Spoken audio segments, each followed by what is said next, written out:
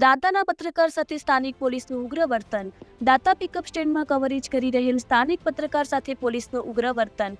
સાંજના સમયે આવતી ડીસા રતનપુર એસટી બસમાં મારામારીની ખબર સ્થાનિક પોલીસને મળતા પોલીસ ઘટના સ્થળે પહોંચી હતી. ત્યારે સ્થાનિક પત્રકારોની આ બાબતની જાણ થતાં પત્રકારો પણ કવરેજ માટે પહોંચ્યા હતા. તેવામાં કવરેજ કરતા પત્રકાર સાથે પોલીસે ઉગ્ર વર્તન કરતાનો વિડીયો સામે આવ્યો છે.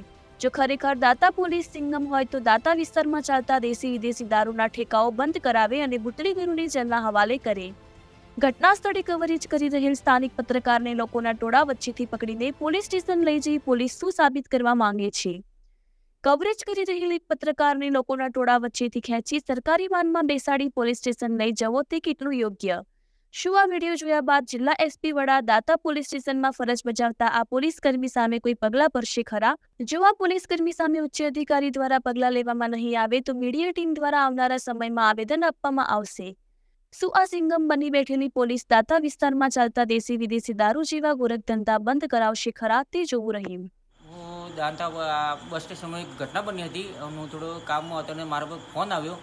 તો એક મારા મને કિસ્સો બન્યો દાંતા રતનપુર બસમાં. તે મારા મને કિસ્સો બન્યો તે મારા પર જાણ થતાં હું ત્યાં પહોંચ્યો હતો. ત્યાં દાંતા પોલીસ પણ હાજર હતી અને તે 108 પણ હાજર હતી. જે મારામાંથી એ વ્યક્તિની પણ 108માં એને સારવાર પણ કરવામાં આવી. અને જ્યારે હું કવરેજ કરતો હતો ત્યાં મિરખામ નામના પોલીસના અધિકારીએ મને કવરેજ કર્યું. બસમાં કવરેજ કરતો હતો ત્યારથી મને કોલર પકડી અને જબરદસ્તી બસમાં ખેંચી લીધો. અને જે બસમાં ખેંચીને પણ મને જબરદસ્તી બહાર કાઢ્યો અને એને પોલીસ વાહનમાં મને લઈ જઈને પોલીસ સ્ટેશનમાં લઈ ગયા. આ પોલીસ સ્ટેશનમાં લઈ જઈને પણ મારામારી પણ કરી એમને. અને ત્યાં જઈને પછી એમની તપાસ કરી, મારી યોગ્ય તપાસ કરી તો એમ લાગ્યું કે એમને કીધું કે તમે પીધેલા છે સમજીને હું લાવ્યો. પણ હું ત્યાં ગયો અને તપાસ કરવામાં આવી તો એમને પછી લીખીતું મારી પાસે લીધું કે તમે પીધેલા નથી અને પીધેલા સમજીને તમે લાવ્યા એટલા માટે અમે તમને લાવ્યા અને પછી તમે પીધેલા નથી એમ સમજીને મને ગુનેગાર નથી મને છોડી પણ દેવામાં મારી પાસે લેખિતમાં સહી પણ લીધી છે.